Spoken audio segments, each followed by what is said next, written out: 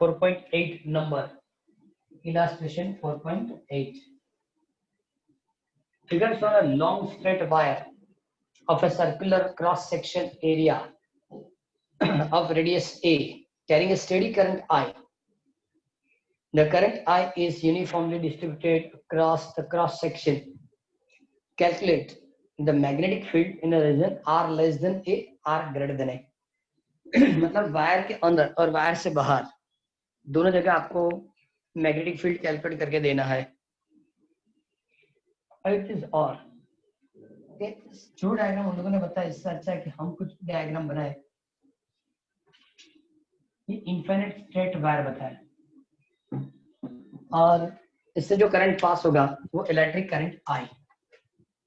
यहाँ लिखता हूँ electric current I in this direction.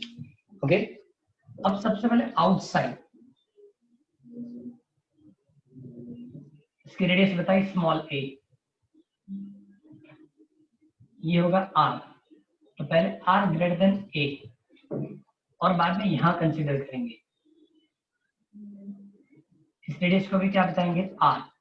तो ये क्या होगा आर लेस देन ए, मतलब इनसाइड और आउटसाइड दोनों के लिए हमको ये मैग्नेटिक फील्ड कैलकुलेट करके देना है. क्लियर. एक चीज और, जब वायर से इस तरह से करंट पास होगा तो जो लूप हमने कंसीडर की है, जो लूप हमने कंसीडर की वहां इस डायरेक्शन में मैग्नेटिक फील्ड मिलेगी. मतलब इस सर्कल के हिस्से से रोटेट करेंगे मतलब इस डायरेक्शन में मैग्नेटिक फील्ड होगी. अब सपोज मैंने स्मॉल एलिमेंट भी उसी डायरेक्शन में कंसीडर किया दोनों में, तो B और DL क्योंकि हमको कैलकुलेट करना है integration BDL is equal to mu 0 into summation I. BDL into summation I. Okay, दोनों के लिए BDL cos theta, theta equal to always क्या लिखेंगे 0, क्योंकि दोनों डायग्राम में बता के ये जो है मैग्नेटिक फील्ड की डायरेक्शन और उसी डायरेक्शन के अंदर क्या होगा करंट एलिमेंट या DL रहेगा. ओके, पहले R is greater than A, इसके लिए कंप्लीट करेंगे. So now integration BDL cos 0 is equal to mu 0 into. Okay, जो करंट इस वायर से पास हो रहा है वो पूरा करंट इस लूप से भी पास हो रहा है, क्योंकि यहाँ समेशन आई का मतलब क्या होता है क्लोज सरफेस से पास होने टोटल करंट. तो वायर से जितना करंट पास होगा उतना ही करंट इस लूप से पास होगा, तो इसको क्या लिखेंगे हम I. Okay, now B constant integration DL mu 0 into I. Okay, now B into integration DL मतलब जो स्मॉल एलिमेंट है इससे टोटल लेंथ कितनी मिलेगी, तो circumference of ring is 2 pi r क्योंकि इसकी रेडियस r है mu 0 I. And therefore magnetic field due to infinite length wire is mu 0 I upon 2 pi r for r is greater than a. For r is greater than a. Outside के लिए complete हो गया. अब जो काम करना है for inside के लिए, मतलब r is less than a के लिए पहले हमने r greater than a की कंप्लीट किया, r is less than a. Okay, अब इसके लिए भी हम फॉर्मूला यूज करेंगे integration BDL cos 0 mu 0 into summation I.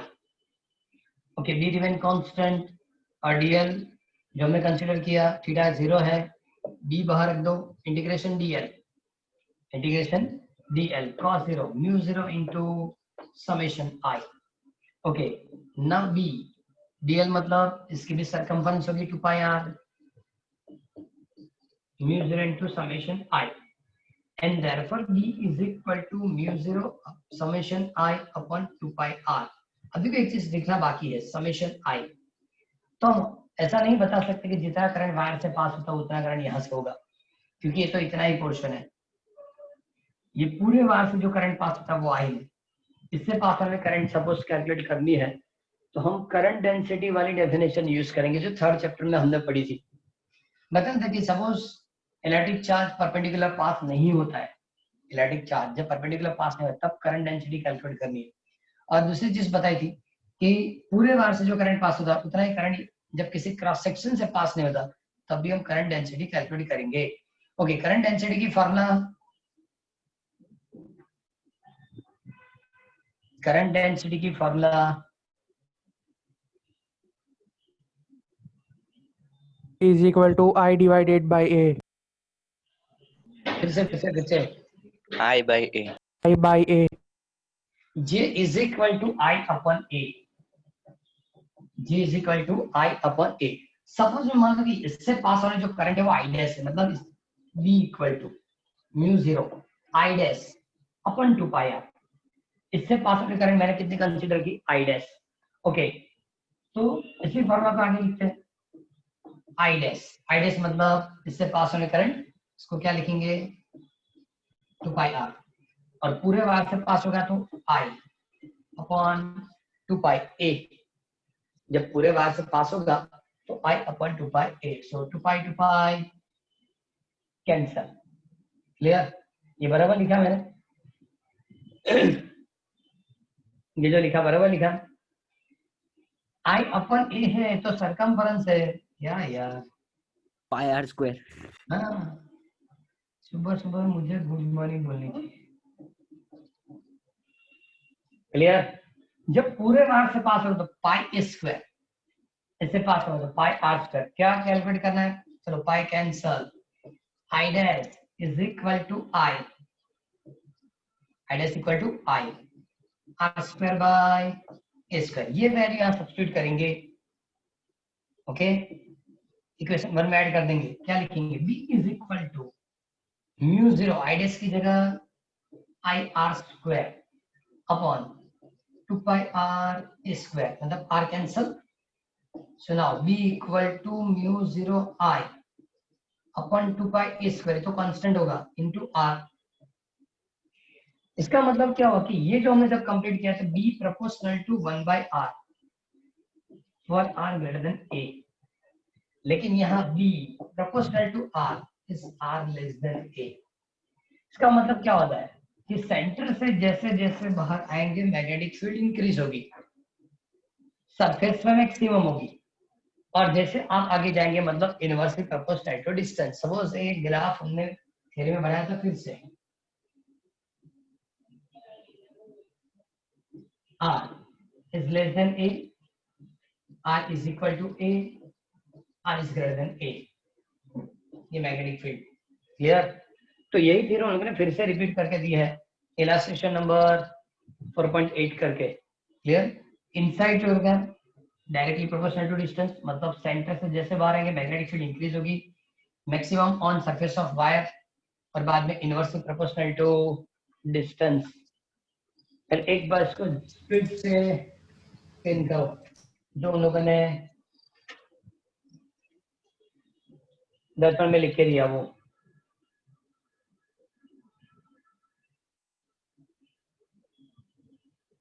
पहले उन लोगों ने इनसाइड एक्सप्लेन किया, बाद में आउटसाइड। पहले हमने आउटसाइड एक्सप्लेन करने के इजी था, बाद में इनसाइड।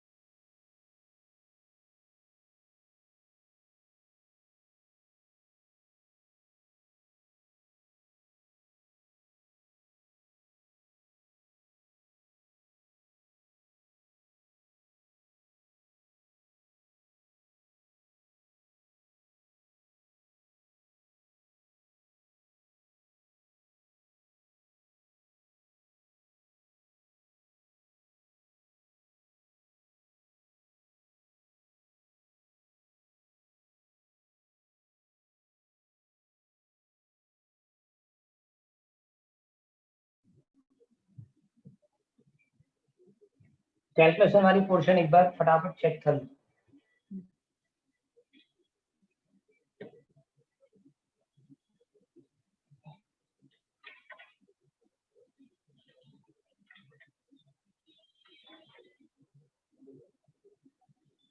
आज इलास्ट्रेशन वाली पोर्शन कंप्लीट कर देंगे।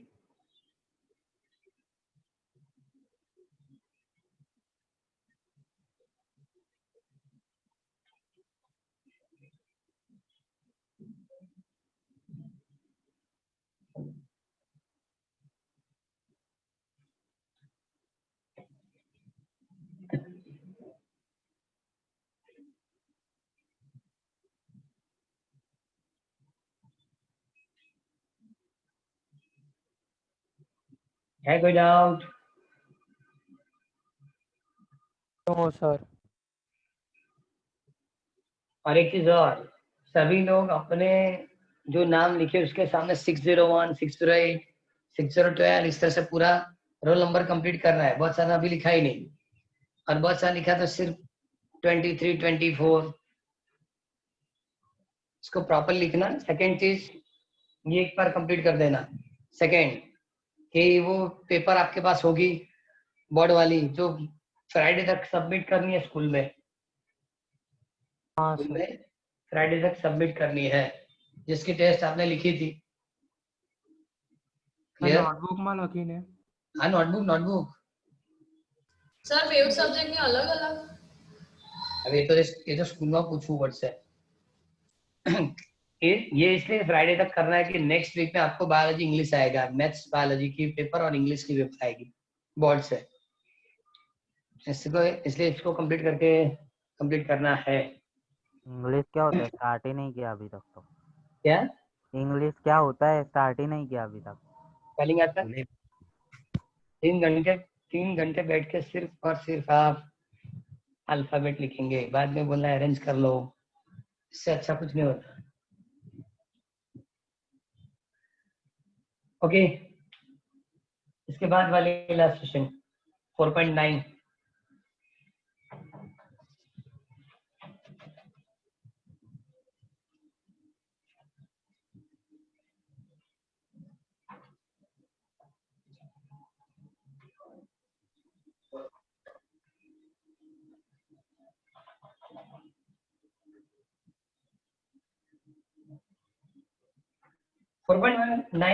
Solenoid of length 0.5 metre. Solenoid length कितनी लिखी? 0.5 metre. And radius is a 1 centimeter. Length 0.5 meter. Radius 0.01 meter. ठीक है, 1 centimeter. Okay, number of turns and equal to 500. It's carry a current 5 ampere.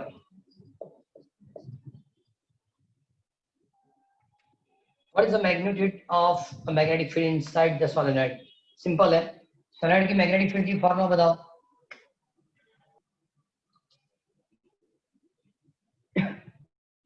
solenoid की magnetic field की formula mu 0 sigma I. mu 0 सुबह सुबह में मिला। mu 0 ni. mu 0 ni, but n is the number of turns per unit length, and therefore mu 0 ni upon L. mu 0 4 pi 10⁻⁻⁷, number of turns 500, electric current 5 ampere, and length is a 0.5, मतलब 5 into 10⁻⁻1। ये cancel, ये ऊपर जाएगा। Okay, सो 20 पाई, ये 5 यहाँ multiply कर दिया, मतलब 25, ये ऊपर गया मतलब 1000, और 10⁻⁻4 10⁻⁻4। ओके, मल्टीप्लिकेशन क्या होगी? सो ये भी यहाँ मल्टीप्लाई कर दो। सो 2 पाई 10⁻⁻3 6.28 10⁻⁻3 टेस्ला। ओके, इससे ज्यादा कुछ है ही नहीं।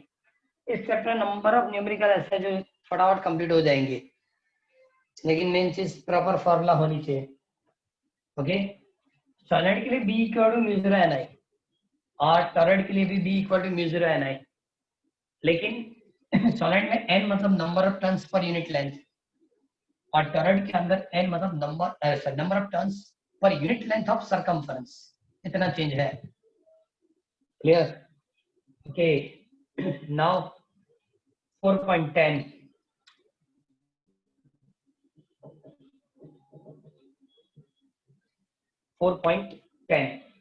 Horizontal component of Earth magnetic field at a certain place is 3 into 10⁻⁻5 Tesla. ये क्या होता है? Horizontal component of Earth magnetic field अब देखिए 5th चैप्टर में दिया है कि अर्थ के मैग्नेटिक फील्ड जब आपको डिसाइड करनी है तो इसके लिए हॉरिजॉन्टल कंपोनेंट ही जरूरी है। इसका मतलब इनडायरेक्टली बताया कि अर्थ की मैग्नेटिक फील्ड उस प्लेस पे क्या है। तो लिखा B is equal to 3 into 10⁻⁵ Tesla. The horizontal component of the Earth magnetic field at a certain place is 3 into 10⁻⁵ Tesla, and the direction of the field is from geographical south to geographical north. अब देखिए जो information है, ये जो information हम लोगों ने दी है geographical south to geographical north, तो जियोग्राफिकल साउथ पोल पे मैग्नेटिक नॉर्थ पोल है और जियोग्राफिकल नॉर्थ पे मैग्नेटिक साउथ पोल है। अर्थ की जो मैग्नेटिक फील्ड है उसकी बात कर रहा हूँ, जियोग्राफिकल जो साउथ पोल वहां मैग्नेटिक नॉर्थ, और जहाँ जियोग्राफिकल नॉर्थ वहां मैग्नेटिक साउथ है। ऐसा क्यों? तो सपोज आप किसी भी मैग्नेट को फ्रीली रोटेट हुए रखेंगे, फ्रीली रोटेट, तो ऑलवेज नॉर्थ साउथ डायरेक्शन में स्टडी हो जाता है। अब चेक करो कि जो भी वो कंपास रहती है मैग्नेटिक नीडल, वो भी रोटेट नॉर्थ साउथ में स्टडी होती है, नॉर्थ साउथ डायरेक्शन की तरफ। अब नॉर्थ साउथ के डायरेक्शन में जब स्टडी होती है तो हम बता कि नॉर्थ डायरेक्शन मतलब नॉर्थ पोल, पता चला जो मैं बोला हूँ, जियोग्राफिक नॉर्थ डायरेक्शन। हम उस मैग्नेट, सपोज ये मैग्नेटिक नीडल है, रोटेट होता है, हम इस तरह से स्टडी हो जाती है, तो हम क्या बताए जो नॉर्थ डायरेक्शन में वो नॉर्थ पोल, साउथ डायरेक्शन में वो साउथ। ये कैसे हमने डिसाइड किया? तो एक चीज है कि अर्थ की जो मैग्नेटिक फील्ड है, अर्थ की मैग्नेटिक फील्ड वो जियोग्राफिक जो पोल है से ऑपोजिट है। जियोग्राफिक साउथ वहां मैग्नेटिक नॉर्थ, जियोग्राफिक नॉर्थ वहां मैग्नेटिक साउथ। ओके, मैंने चेक किया कि ये नॉर्थ पोल है, जियोग्राफिक नॉर्थ, तो मैंने इसको नॉर्थ बताया। क्यों? क्योंकि ये नॉर्थ पोल इसलिए कि यहाँ जियोग्राफिक नॉर्थ डायरेक्शन है, वहां मैग्नेटिक साउथ डायरेक्शन होती है। एज फॉर एग्जाम्पल ये नॉर्थ और ये साउथ, लेकिन अर्थ जब मैग्नेट की तरह बिहेव करता है, जहां जियोग्राफिक नॉर्थ वहां मैग्नेटिक साउथ, जहां जियोग्राफिक साउथ वहां मैग्नेटिक क्या होती है? नॉर्थ। इसलिए जब इस मैग्नेट को आप फ्रीली रोटेट हुए रखेंगे ना तो इस तरह से स्टेडी हो जाएगा। स्टेडी होने का मतलब क्या? जहां नॉर्थ साइड है उसको नॉर्थ पोल बताते हैं, जहां साउथ है उसको साउथ पोल बताते हैं। लेकिन इस तरह से स्टेडी हो क्यों होता है? तो अट्रैक्टिव फोर्स के लिए, नॉर्थ और ये साउथ और ये नॉर्थ, अट्रैक्शन के हिसाब से इस तरह से वो स्टडी होता है। क्लियर? और इसलिए यहाँ हम लोगों ने लिख के दिया है, okay, the direction of the field from geographic south to geographic north. हम जानते हैं कि मैग्नेटिक फील्ड की डायरेक्शन नॉर्थ टू क्या होती है? साउथ, लेकिन वो मैग्नेटिक होता है, जियोग्राफिक नहीं। Okay, a very long straight wire is carrying a steady current is 1 ampere. What is the force per unit length on it when it is placed in a horizontal table in the direction of a current is east to west and south to north? Okay, चलो इसकी diagram बनाएंगे। उससे पहले उन लोगों ने क्या क्या लिख के दिया? लेंथ नहीं दी, सिर्फ आपको electric current I is equal to 1 ampere दिया और फोर्स पर यूनिट लेंथ पूछा है, मतलब लेंथ नहीं देंगे। ओके, चलो ये जो है स्ट्रेट वायर,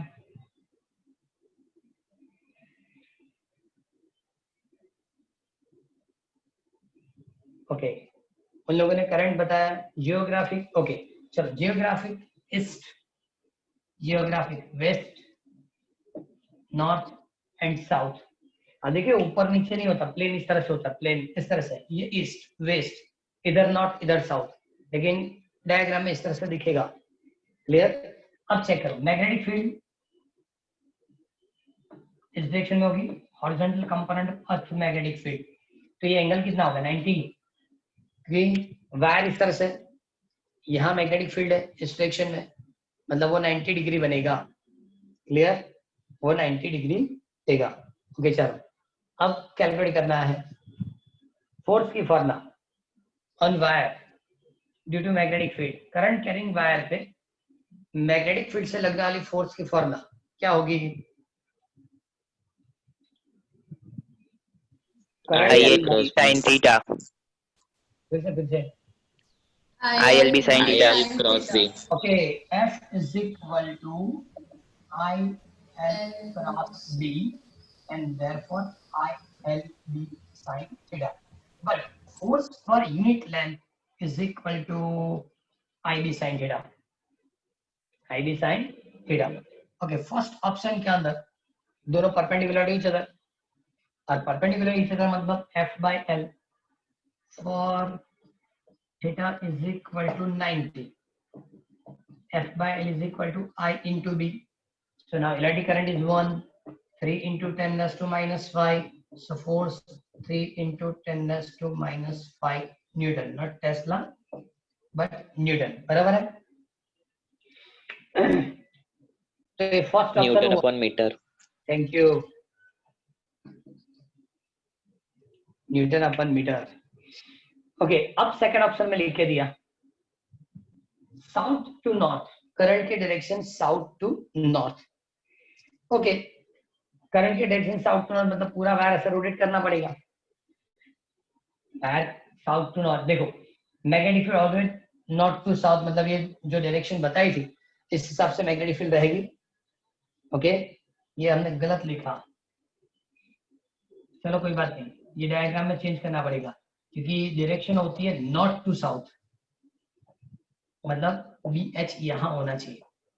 ये जो हमने बताया सिर्फ जियोग्राफिक है, और जियोग्राफिक का मतलब है जियोग्राफिक नॉर्थ और ये जियोग्राफिक साउथ. तो यहाँ क्या होगा?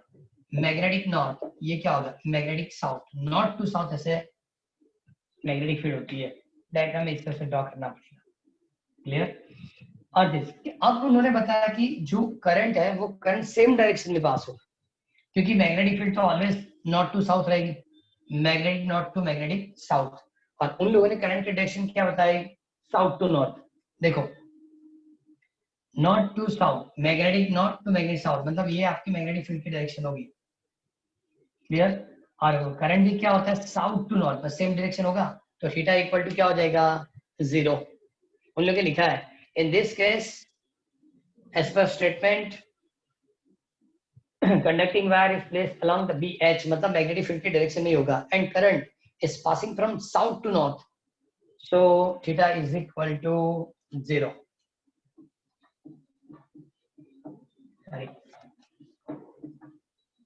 जिस डायरेक्शन में वायर है उसी डायरेक्शन के अंदर वो करंट पास होगा, और थीटा 0 तो फोर्स लगेगा ही नहीं.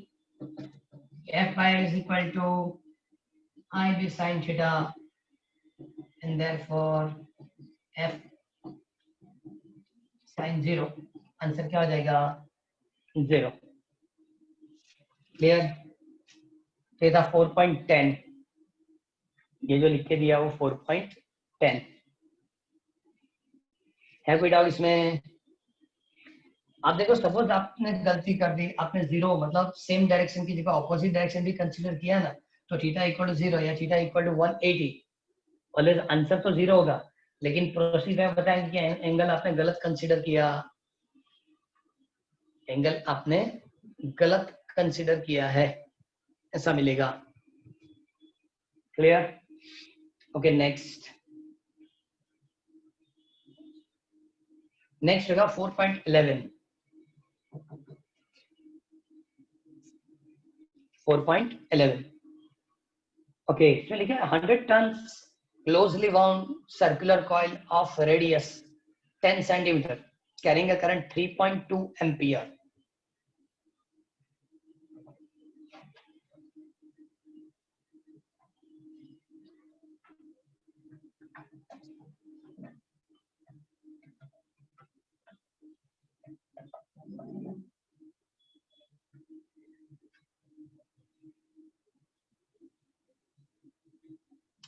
Number of tons N is equal to 100. Electric current I is 3.2 ampere. Okay, now radius R 10 centimeter, 0.1 meter. Number 1, what is the field at the center of the coil? मतलब circular closely wound से क्या बताया? तो ये क्या होगा? Solenoid होगा, ring होगी, कैसे कैलकुलेट करेंगे? 100 turns closely bound circular coil, clear लिख के दिया है, circular coil of radius 10 centimetre. Okay, तो सर्कुलर कॉइल के सेंटर पे मैग्नेटिक फील्ड की फॉर्मूला होती है B is equal to mu 0 Ni upon 2R, बस म्यू 0 घर से लेके जाना है, 4 पाई 10⁻⁻⁷। कंप्लीट कर दो, चलो कैलकुलेट करके आंसर दो।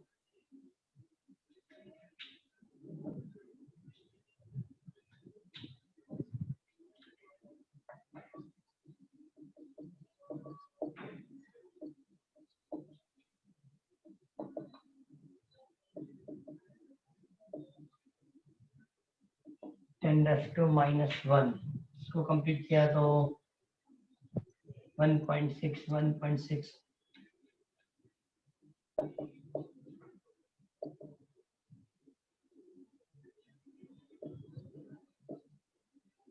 चेक करो इतना आता है।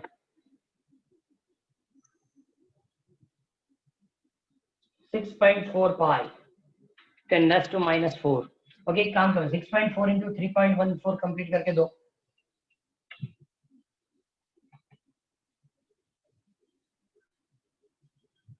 टू 0.096 20.09 10⁻⁻⁴। Okay, 2.009 10⁻⁻³ Tesla. तो 2 कंसीडर करेंगे तो भी चलेगा, लेकिन ये हो गया first point is completed. Second point, what is the magnetic moment of this coil? The coil is placed in a vertical plane and is free to rotate about its horizontal axis. It is coincide with its diameter. A uniform magnetic field of 2 Tesla. अब देखो ये numerical में सबसे बड़ी problem ये होती है कि जब हम ये कैलकुलेट करते हैं, ओके, तो आंसर मिलता है 2.009 इंटू 10⁻³ टेस्ला। ओके, लेकिन सेकेंड ऑप्शन के बाद जो भी कैलकुलेशन है उसके लिए उन लोगों ने मैग्नेटिक फील्ड लिख के दी है, और सपोज हम ये लेंगे तो 10⁻³ आंसर में आएगा। ये 2 इंटू 10⁻³ है, उन लोगों ने क्या लिख के दिया? A uniform magnetic field of 2 Tesla in the horizontal direction exists, such that the axis of the coil is the direction of the field. The coil rotates through an angle 90 under the influence of the magnetic field. Okay, चलो बाकी बात बाद में करेंगे। सबसे पहले calculate करके मुझे दो कि मैग्नेटिक डायपोल मोमेंट क्या होगी। मैग्नेटिक डायपोल मोमेंट की फॉर्मूला NI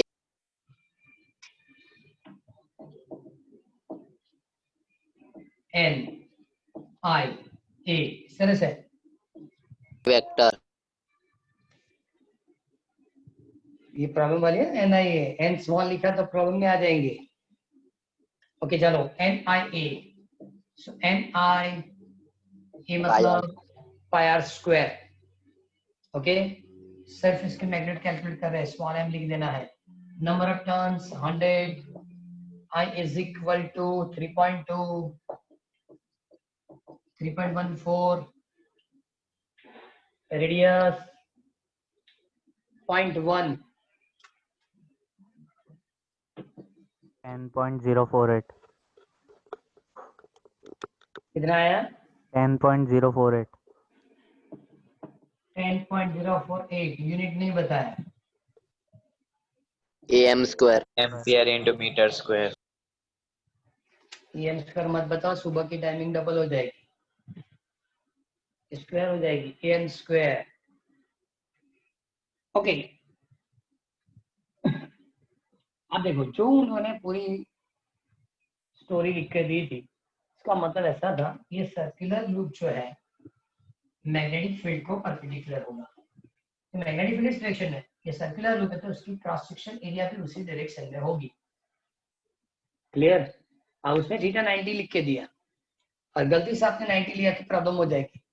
थीटा 90 का मतलब क्या है कि सर्कुलर लूप 90 डिग्री विथ लिखा है, इसकी जो सरफेस है वो 90 डिग्री में विथ मैग्नेटिक फील्ड, लेकिन क्रॉस सेक्शन एरिया और बी के बीच की एंगल क्या हो जाएगी 0.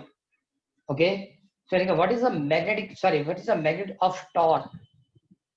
What is the magnet of torque on a coil in the initial and final point?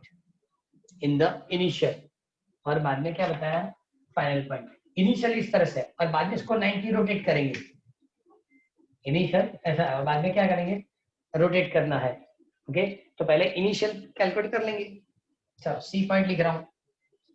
C point में सबसे पहली option theta is equal to 0. Angle between A and B is theta is equal to 0. Okay, so now torque is equal to, formula क्या थी, torque की formula क्या थी, mv sin theta. M B sine theta, M into B sine 0, क्योंकि initial, सुना, initial torque, answer क्या मिलेगा 0. अब फाइनल टॉर्क,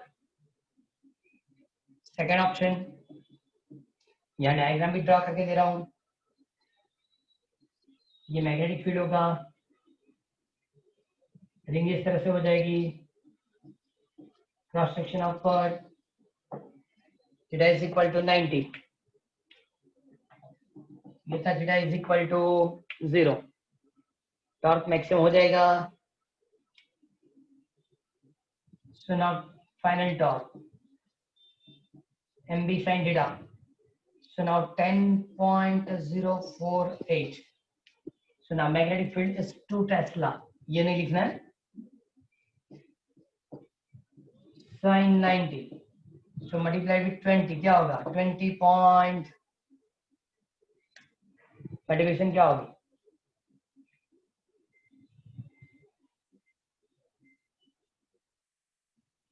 एक चीज चेक करो कि जब आप दर्पण में चेक करेंगे ना, तो दर्पण में भी उन लोगों ने गलती की है.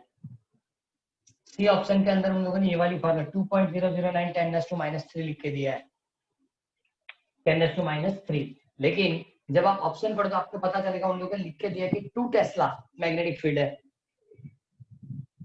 क्वेश्चन में क्या लिख के दिया, मैग्नेटिक फील्ड इज 2 टेस्ला, तो सिर्फ 2 टेस्ला लिख के कंप्लीट करना है. ओके, तो ये आंसर थोड़ा डिफर रहेगा, 096. 20.096. यहाँ भी यूनिट नहीं लिखा था, न्यूटन मीटर, और यहाँ भी न्यूटन मीटर. क्लियर, याद रखेंगे आप, 2 इंटू ये नहीं लिखेंगे. ओके, ये ऑप्शन पता चल गया, ये ऑप्शन सी था. कौन सा, सी ऑप्शन. अब सबसे डेंजरस जो तो डी है. What is the angular speed required by the coil when it is, when it has rotated by 90 degree? The moment of inertia of a coil is a 0.1 kg/m². क्या calculate करना है, angular speed. Okay, हमने calculate किया, पहले torque 0 था, बाद में torque increase. Torque increase हुआ मतलब वो रोटेट होगा, रोटेट होगा इसका मतलब कि एंगुलर स्पीड मिलेगी. Okay, torque is equal to I alpha वाली फॉर्मूला जो होती है उससे कंप्लीट हम कर सकते हैं. Torque is equal to I alpha, इस फॉर्मूला से हम इसको कंप्लीट कर सकते हैं. अब देखो,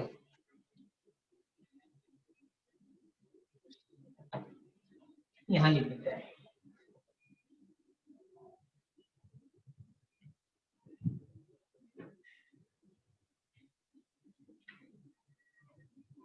okay, dw is equal to torque into D theta. ये फार्मूला राइट या रॉन्ग,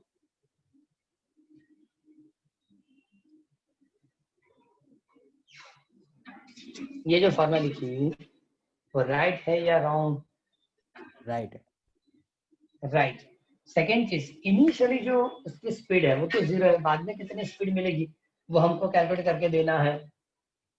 क्लियर, ओके, चलो दोनों साइड इंटीग्रेट करते हैं.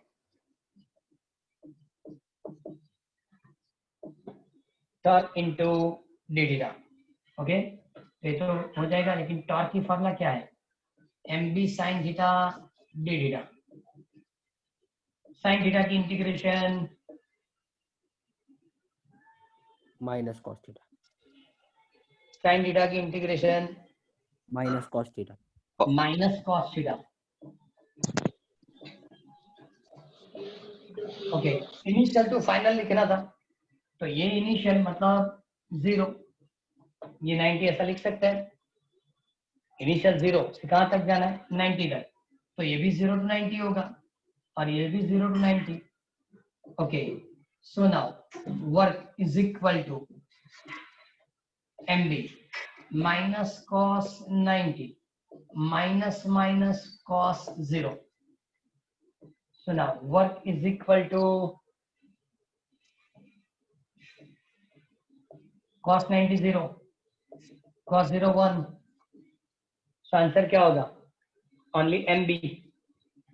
Now 1/2 I omega square। Work कितना हो, change in kinetic energy, work energy theorem हमने 11th में पढ़ा था, W is equal to delta K, change in kinetic energy is equal to work। तो work is 1/2 I omega square is equal to mb। लेकिन initial velocity 0 है, omega 1 is equal to 0, omega 1 is equal to 0, and therefore 1/2 I2 omega square is equal to mb। इसका मतलब क्या हो, कि हमको speed find करने पहले तो फॉर्मूला फाइंड करनी पड़ती है।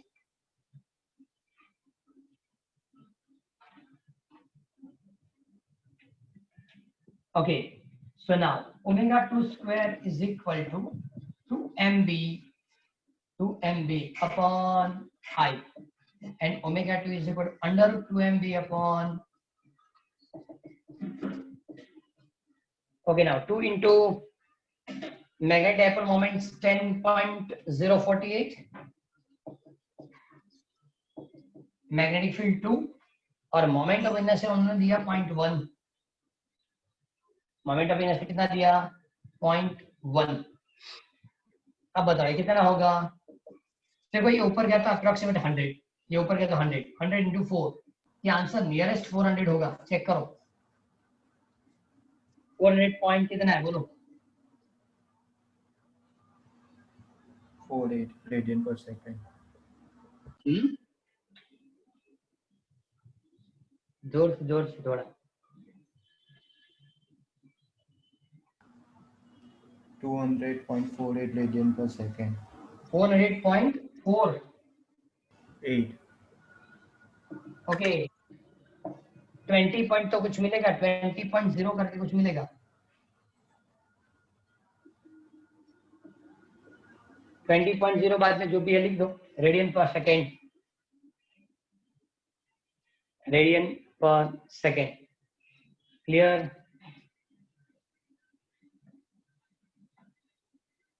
है कोई डाउट, पहले एक बार इसको स्कैन करो, 4.11 इसको एक बार कंप्लीट करो।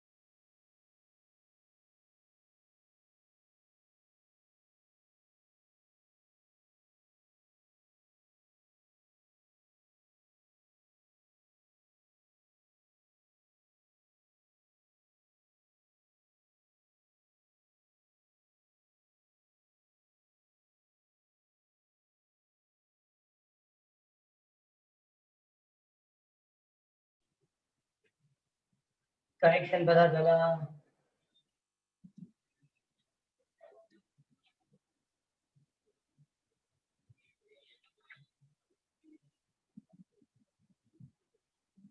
केस न्यूमेरिकल में सी ऑप्शन जो उन्हें कैलकुलेट करके दिया, सी ऑप्शन इसमें सबसे पहले टॉर्क 0 थी, लेकिन सेकंड टाइम जब टॉर्क कैलकुलेट की तो मैग्नेटिक फील्ड गलत लिखी है। चेक करो, मल्टीप्लिकेशन भी गलत मिलेगा आपको। डरबन के अंदर 10.048 इंटू 2.0096 10⁻³ लिखा, लेकिन जब मल्टीप्लिकेशन किया तो उन लोगों ने 10⁻³ नहीं लिखा। इसका मतलब क्या है कि वो जो ब्रैकेट है वो गलत लिख के दिया, सिर्फ वहां 2 लिखना है। Given magnetic field 2 Tesla.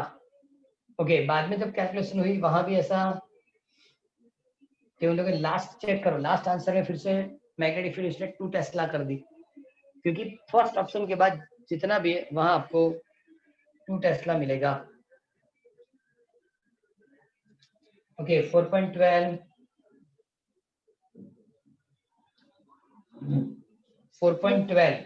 जो क्वेश्चन है उसके सभी ऑप्शंस आप पढ़ लेंगे। ये सिर्फ एमसीक्यू के लिए है, कब टॉर्क मैक्सिमम होगा, कब टॉर्क 0 होगा, इसके लिए उन्होंने ऑप्शंस दिए हैं। जब टॉर्क 0 कब होगा, मतलब 4.12 सिर्फ एमसीक्यू कंटेंट लिखना नहीं है, एक बार पढ़ लेना है। मैं ये नहीं लिख रहा हूँ 4.12। ओके, कंप्लीट करेंगे 4.13।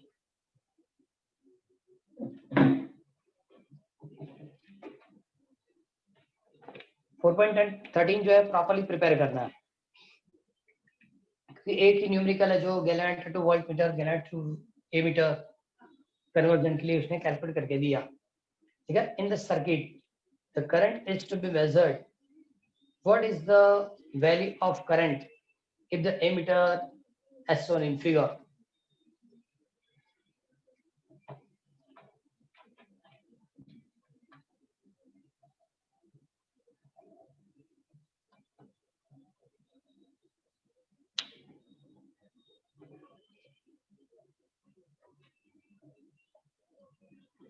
एमीटर बताया, resistance is 3 Om,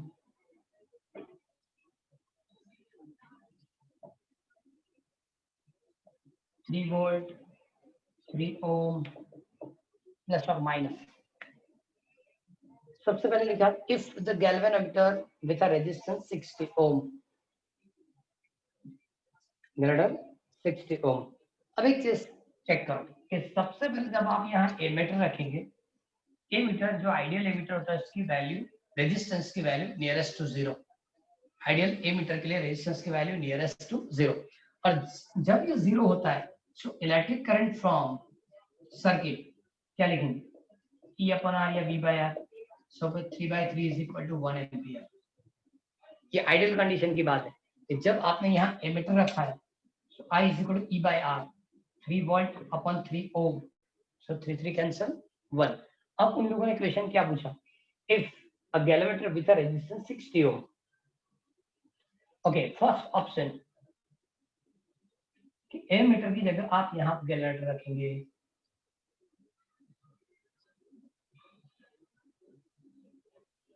three volt 3 ohm and 60 ohm. Okay, so now current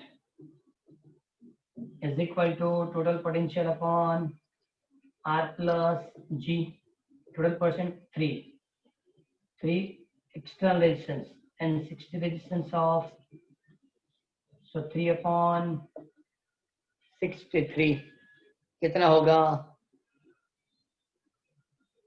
0.0476, फिर से 0.0476। Okay, 0.0476 ampere. अब चेक करो, हमने जब ये थियरी पढ़ी तभी बताया था कि जब आप एमीटर के लिए डायरेक्टली गैल्वेनोमीटर ऐड करेंगे तो ओरिजिनल करंट डिक्रीज करता है, क्योंकि सर्किट की रेजिस्टेंस इंक्रीज होती है। चेक करो, जब आइडियल कंडीशन है तब आपको 1 एम्पियर करंट मिलता था, ये डिक्रीज होके 0.0 ओके 4647 तक हो गया है। मतलब जब गैल्वेनोमीटर डायरेक्टली आप कनेक्ट करेंगे तो करंट की वैल्यू डिक्रीज होती है। ओके, सेकंड में क्या लिखा, if the galvanometer display in but convert into ammeter by a shunt resistance RS is equal to 0.02। चलो एक एलाट्री है, G is equal to 60 ohm, 3 volt battery, 3 ohm resistance. Okay, यहाँ current रखा जाएगा 0.02 ohm, 0.02 ohm। ओके, सबसे पहले तो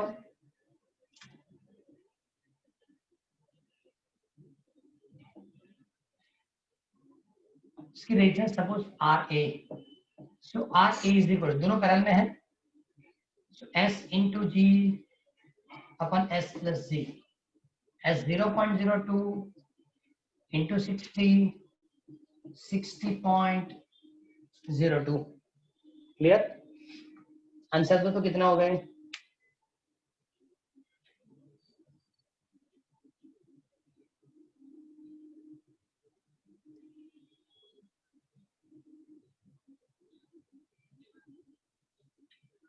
इसके आंसर की वैल्यू क्या होगी? 0.0199 0.0199 0.0199, मतलब ये तो सेंट से भी कम हुआ। So RA is less than S। Approx 0.2 लिख देंगे ना सर, हाँ? 0.02 अप्रोक्स कर देंगे ना। तो इक्वल हो गया। ओ यस, तो पैरेलल की कैरेक्टरिस्टिक रॉन्ग। पैरेलल की कैरेक्टरिस्टिक क्या होती है? ऑलवेज रिजल्टेंट लोएस्ट से भी कम होगा, लोएस्ट से भी क्या रहेगा? कम रहेगा। क्लियर? और जब इतना रेजिस्टेंस आप करें, RA इज लेस देन क्या हो जाए? सेंट। क्लियर?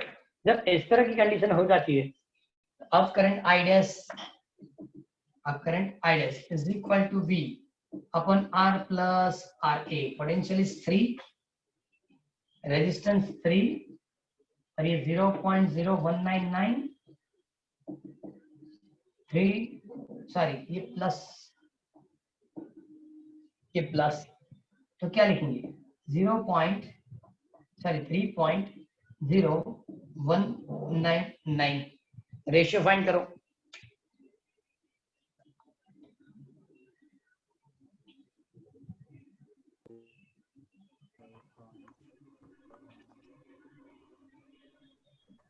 क्या आंसर हो सकता है? 0.9934। ओके, 0.99 एम्पियर, मतलब ये अप्रोक्सीमेट वन हो गया, ये नियरली हो गया अप्रोक्सीमेट वन। इसका मतलब क्या हुआ? इन लोगों ने पूरा कंप्लीट करके देखिए, डायरेक्टली जनरेटर कनेक्ट करेंगे तो करंट इतना कम हो जाएगा, लेकिन उसके पैरेलल में जब छोटा सा रेजिस्टेंस रखें तो जनरेटर एमीटर में कन्वर्ट हो जाता है। ओके, और जनरेटर एमीटर कन्वर्ट हुआ, अब सर्किट कितनी, सर्किट का करंट क्या होगा? 0.99, जो आइडियल कंडीशन के हिसाब से 1 एम्पियर होना चाहिए। और थर्ड पॉइंट वही है, चेक करो, if an ideal ammeter with zero resistance, तो ये तो सी पॉइंट है, पहले ही कैलकुलेट कर लिया मैंने, सी ऑप्शन में वही लिख रहा है। आइडियल एमीटर के लिए करंट की वैल्यू 0, सॉरी रेजिस्टेंस की value 0, so I is equal to E by R या V by R, जो 3/3 इक्वल टू 1। मतलब आइडियल एमीटर है तो करंट 1 एम्पियर होगा, लेकिन जनरेटर डायरेक्टली आप कनेक्ट करेंगे तो करंट की वैल्यू 0.0476 हो जाएगी। ओके, लेकिन एक चीज और है कि जब पैरेलल में शंट रखेंगे फिर से वही आंसर मिल सकता है, 0.99 एम्पियर। इसका मतलब कि गैल्वेनोमीटर के साथ पैरेलल में जब छोटा सा रेजिस्टेंस कनेक्ट करेंगे तो आपको क्या बना के देगा? एमीटर में कन्वर्ट करके देगा। क्लियर? तो आज इलास्ट्रेशन कंप्लीट, इलास्ट्रेशन यहाँ तक ही है, 4.12 नहीं लिखना है। अब एक वो चेक करते कितने रेट, वहां भी मेरे ख्याल से 13 है, यस वहां भी 13 है। वहां हमने कहां तक कंप्लीट किया था? 4.7 था। 4.7। चलो 8 और 9 कंप्लीट करते बाद में 10 से बाद में, ये दोनों छोटे छोटे क्या होंगे? एमसीक्यू तरह है। एक्सरसाइज 4.9 एंड 4.10 वो रखेंगे। तो लिखा है closely wound solenoid 80 centimetre long,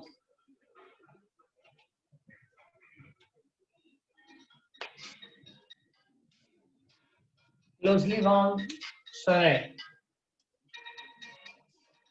80 centimeter long, 80 centimeter long, 0.8 meter, 5 layer of winding of 400 tons each, अब इसमें कोई जरूरत नहीं, टोटल नंबर ऑफ टर्न्स लिखना है, so 5 into 400 number of turns total होंगे. The diameter of a solenoid is 1.8 centimeter.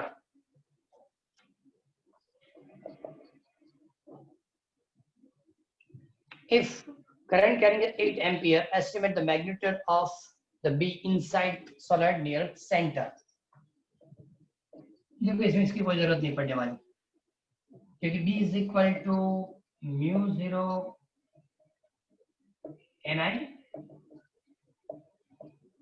Ni mu 0 Ni by L 4 pi 10 raised to minus 7 2000 8 and length 80. 80 मतलब 8 into 10 raised to minus 1 cancel. इसको ऊपर लिया तो 10 raised to, ये ऊपर जाएगा तो कितना हो, चलो ये 8 पाई कर देते हैं, तो 10 raised to minus 3 कैलकुलेट करके दो कितना होगा. 25.12. 25.1 10 raised to minus 3. ओके, ऐसा भी लिख नहीं सकते हैं. सर, हाँ हाँ क्या हुआ? So B is equal to 2.51 10 raised to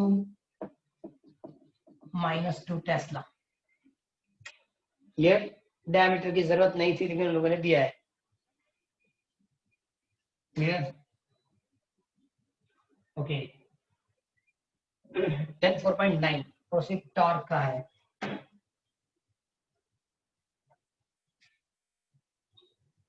square coil upside 10 centimeter.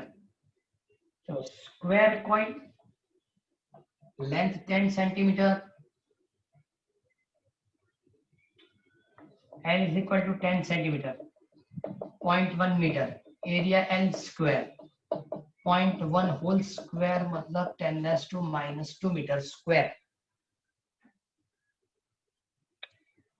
आगे 20 tons, N is equal to 20 tons carrying a current 12 ampere. The coil is suspended vertically and the normal to the plane of the coil make an angle 30 with direction of uniform horizontal magnetic field. Clear लिख के दे दिया है कि cross section area vector और magnetic field के बीच की angle क्या होगी. So now magnetic field is 0.8 Tesla.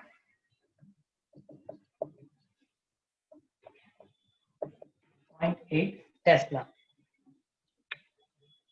What is the magnet of the torque experienced by the coil? Torque is equal to N I A B sin theta. ऐसे तो M cross B, MB sin theta. M मतलब NIA.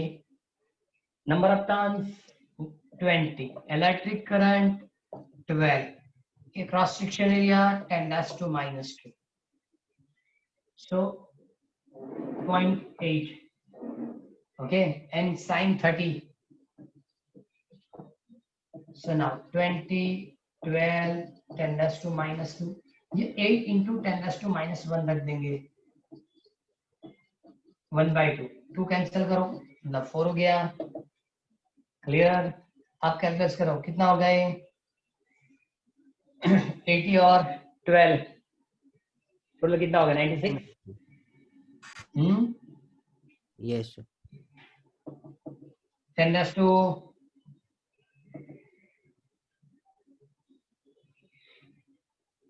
तो 10 dash to लिखने की जरूरत है.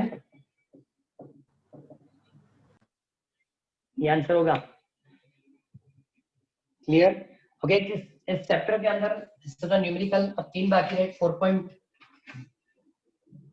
4.9 8 और 9 हमने कंप्लीट किया है. 4.8 4.9 कंप्लीट किया.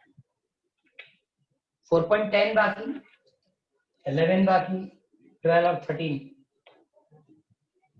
ये उन लोगों ने जो बताया वो एक्सेस के बाद में इस चैप्टर में एक्सेस और न्यूमेरिकल भी कैलकुलेट करेंगे, जैसे भी न्यूमेरिकल जो एडिशनल में दिए और जो एडिशनल न्यूमेरिकल उन लोगों ने बहुत बार रिपीट किए, तो चैप्टर के बाद वो भी कंप्लीट कर लेंगे। ओके वो पेपर लिख के कंप्लीट करना है फ्राइडे तक। हाँ लास्ट डे तक बैठे मत रहना। चलो कंप्लीट करेंगे।